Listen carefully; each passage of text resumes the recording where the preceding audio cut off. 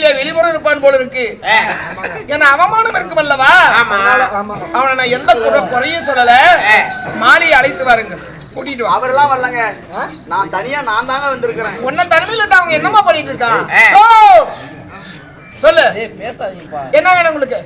மன்னா, உங்க வார்த்தையை கேட்காம சால்வ தேசம் போய் எப்ப அடுத்து வருவன் கை தொட்டு இழுத்து போனானோ உன்னை வச்சு வாழ மாட்டேன்னு சொல்லி எனக்கு வாழ்வு கொடுக்க மறுத்துட்டானே சுவாமி.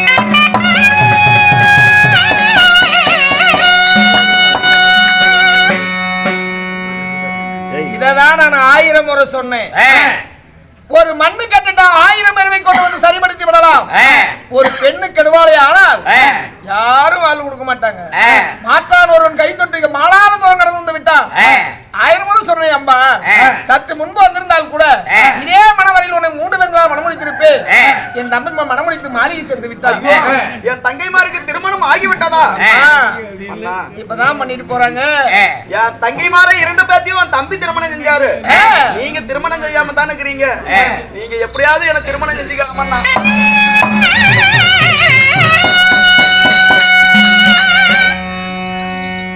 தந்திரவளத்து இளவரசன் என் தந்தைக்கு என்னுடைய இளம பருவத்தை கொடுத்து என் தந்தையினுடைய முதுமை பருவத்தை நான் பெற்று என் சிறியதாயார் பரிமளா காந்தியை மனமுடித்து வைத்து எத்தனை ஆண்டு காலம் அந்த மண்ணுலகிலே வாழ்ந்தாலும் நான் கல்யாணம் செய்யாமல் துறவியா வாழ்வேன் என்று சபதம் வச்சிருக்கேன். நான் போய் உன்ன மனமுடிப்பதா? எதுக்கு நான் உன்னை கல்யாணம் பண்ணணும்? 1000 முறை சொன்னேன். ஒரு மங்கை ஜனனமாய் விடுவாளே ஆனால் அவ 3 வேலையை கடந்து வரணும். முதல் வேலை யாரு? பிறந்து வாலிபமடை வரை ஒரு தாய் தந்தையினுடைய வேலையில இருக்கணும். 2வது வேலை யாரு? மாலையிட்ட மணவாளன். 3வது வேலை யாரு? அந்திகாலம் முடிகிற பொழுது நீ பெற்றெடுக்கக்கூடிய குழந்தைதான் உனக்கு 3வது வேலை. நீ முத வேலையிலே சரியா கிடக்கலையே, நீ என்ன 3வது வேலையை கிடக்க போற? தடமாறி போன தருதலை மட்டும் சுயவர மேடைக்கு வந்து சண்டை பண்றதுனா மனசார நினைச்சு அவரையே நாங்க கல்யாணம் பண்றோம். எல்லாரையும் சொல்லுங்க. மனமேடையிலே உன்னை வேண்டாம் நாங்க சொன்னோமா? மறுவழியிலே வழிதவறி போனவன் நீதான். நான் ஒண்ணும் சொல்லலையே. நான் தாங்க அவர் நம்பி வாழ்வு தருவாரு நம்பி போனேன். அந்த சந்தானம் அப்படி என்ன மோசம் பண்ணிட்டாங்க. ஆத்தையை நம்பலாம், பெருங்காற்றையை நம்பலாம், கொல்ல வரும் வேங்கையை புலியை நம்பலாம். ஆனா சேலை கட்டு மாதாவை நம்பாதன்னு சொன்னாங்க. என்ன சொல்லிட்டு போனேன்? மாட்டு மனிதாலும் சாலு தரிசனம் மடிவனே தவிர நான் உன் நாட்டுக்கு வரமாட்டேன்னு சொன்னல. எந்த முகத்தோடு வந்தேன்? எப்படியாவது வாழ்வு கொடுங்க சாமி.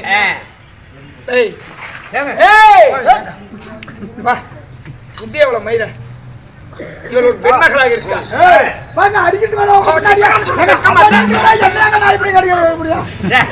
ஒரே வினாடி மாலையில் நிக்காத. நீ பெண்ணாக இருக்க உன்னை பார்த்த பெண்களாதின் மேல் திருந்தி வாழட்டும். மனமேடை உனக்கு தேவைதானா? யாரோ ஒரு அரசனை மனமுடித்து நிம்மதியோடு வாழ்ந்திருக்கலாம். நீங்க சுயவரத்தை நாட்டி அசாவரத்தை அவமானப்படுத்தி நான் இந்த அசாவரத்தில் நான் காசி மாநகர் வந்து இதனால வந்த விளைவுதான். நீயா உன் வாழ்க்கையை பறி கொடுத்தாயே தவிர நான் எந்த தவறு செய்யல. நான் செத்தாலும் அஷ்டாபுரத்தை விட்டு போக மாட்டேன். இதை தாண்டி சொன்னேன். என் பெத்த தாய் கங்கா தேவியா மதித்து உன் காலில் விழுந்தன. அப்ப என்ன சொல்லிட்டு போனேன்? அறியாத புத்தியால தெரியாம தவறு செஞ்சுட்டேன். எப்படியாவது ஒரு பசுவை குத்தி கொண்டாலும் பாவம் இல்லை என்று சரித்திரம் சொல்லுகிறது. நீ மங்கை, நான் ஒரு ஆடவன். உன்னை கை வைப்பதனால எனக்கு அடையும் பலன் ஒண்ணுமல்ல. நீயா போயிரு. எனக்கு வாழ்வு கொடுக்கறன்னு சொல்ல வரைக்கும் நான் இங்க இருந்து போக மாட்டேங்க. வாழ்வு கொடுக்கலன்னா அஷ்டாபுரத்திலே மாண்டு மடிச்சிருவேன். போக மாட்டாங்க. இங்க சாவாத, அங்க ரோட்டு கரையில் போய் சாவு. அண்ணா அப்படி சொல்லாதீங்க. எப்படியாவது வாழ்வு கொடுங்க சாமி.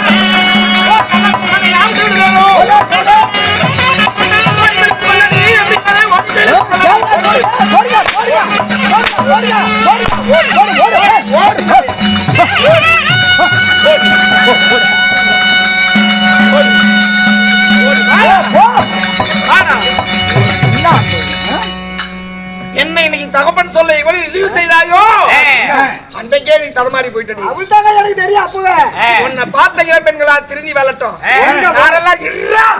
உங்க வாயில உளுந்துட்டு போன பிற்பாடு அது நல்லபடியா பொழைக்கும். எனக்கு இல்ல தெரியும். உங்களை பேச மீறி போயிடுச்சா? இப்ப என்ன கதி ஆச்சு பாத்தீங்களா? உனக்கும் தான் ஆடு இன்னும் 3 பேர் பிறந்து வந்தாலும் ஆகாது.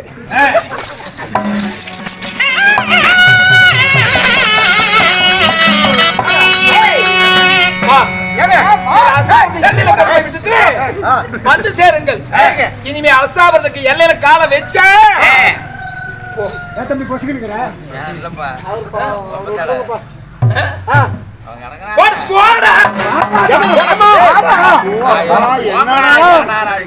நினைச்சவங்கள புடிச்சிட்டு அடிக்கிறாரு. என்னடா வம்பா போச்சு. ஒரு பொழப்பு பொழப்புடா போச்சா என்ன கொள்ளுகாரா என்ன நினைச்சவங்க ஏப்பா அவங்க பிரச்சனை அவங்க வரவும் பரவாயில்ல. இப்பெல்லாம் குடிக்கிறா இறங்குவாரு. எனக்கு ஒரு சந்தேகம்டா.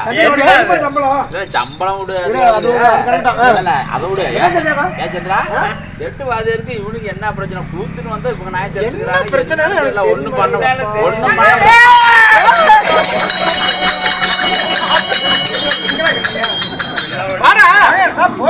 அசாபரத்திலே அரசெல்லாம் வந்து அனுபவித்து நிக்கிறாங்க. தனி விடுதி அமைத்துக் கொள்ளுங்கள். நிக்கணும்டா.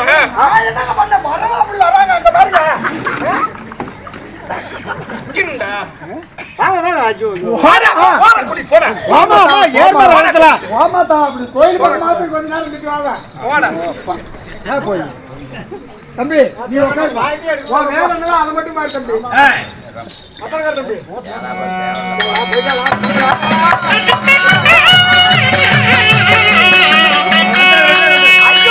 ஒரு பெண்ணாக பிறந்த நேரம் அந்த நேரம்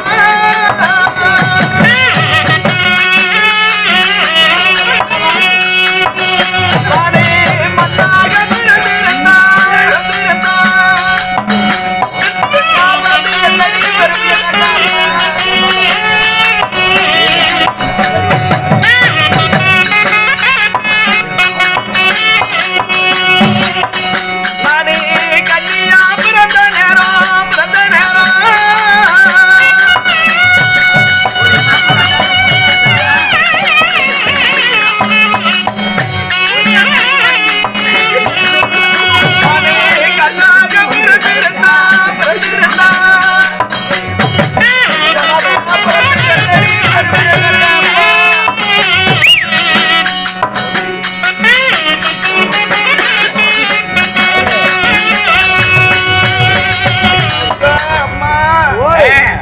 பெண்ணாக பிறந்து எதுக்கும் உதவாத எட்டி மரம் போல ஆயிட்டன.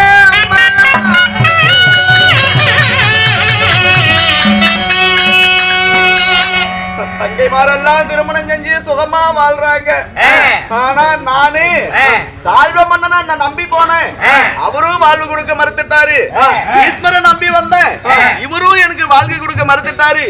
இதுக்கு மேல எதுக்காக இந்த பூ உலகில உயிரோடு நாம வாழ வேண்டும்? ஒருபோதும் உயிரோடு இருந்தா பெண்ணினத்துக்கே கலங்கம். நான் 4 பேர் கத்துக்கிட்டாங்களா? நான் சாகறேன். ஆனா உலகத்துல உள்ள பெண்களுக்கெல்லாம் என் வாழ்க்கை ஒரு பாடமா இருக்கட்டும். சாக போற தருவாயில இவ்வளவு நாளா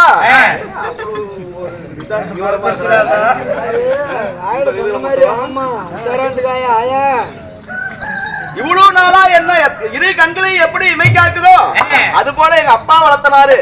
கடைசி முறையாக எங்க அப்பாவை பார்த்து விட்டு நாம மாண்டு மடியில்தே மேலடி. தந்தையார பார்க்க போலாம் வாடி.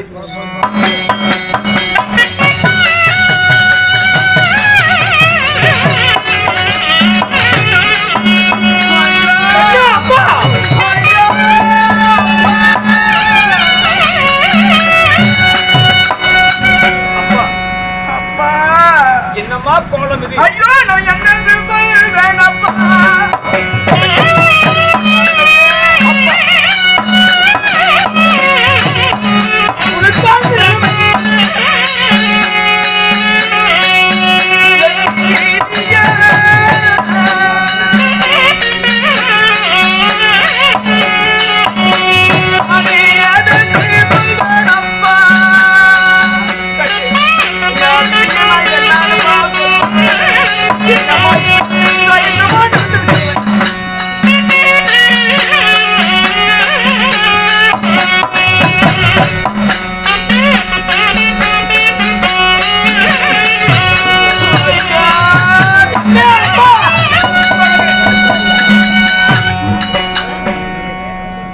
தங்கைமாரோடு போனியே தனிமையில வந்திருக்கு என்னமா நடந்தது?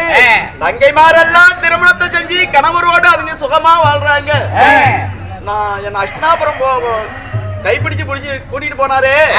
நான் அஷ்டாபுரம் போகலப்பா. சுயவர மேடையில நான் ஆசைப்பட்டது சால்வ தேசத்தை ஆண்டு வரக்கூடிய சால்வ மன்னன் மீதுதான் ஆசைப்பட்டேன். என் ஆசைய பீஷ்மரிடம் சொன்னேன். அவரும் சால்வ தேசம் அனுப்பி வச்சாரு. ஆனா அங்க சால்வ தேசம் போனா அந்த கேடு கட்ட சண்டால சால்வ மன்னன் எனக்கு வாழ்வு கொடுக்க மறுத்துட்டானா.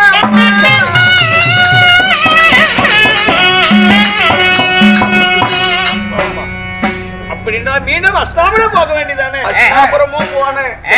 அந்த பீஷ்மரும் எனக்கு வாழ்வு கொடுக்க மறுத்துட்டாரு. இதுக்கு மேல இவ்வளவு அவமானம் அடைந்து பெண்ணினத்துக்கே நான் ஒரு கலங்கம். நான் உயிரோடு ஒருபோதும் இருக்க விரும்பல. கடைசி முறையா சாகும் பொழுது உங்களை பார்த்துட்டு சாகலான்னு சொல்லிதான் உங்களை பார்க்க வந்தேன் தந்தையே. சாக வேண்டாம். தங்கமான சுகமாக வாழ்கின்ற பொழுது நீ மட்டும் எதுக்குமா சாகணும்? சாக வேண்டாம். இதற்கு ஒரு வழி இருக்கின்றது. இதுக்கும் ஒரு வழி இருக்குதா? ஆமாமா. எப்படி?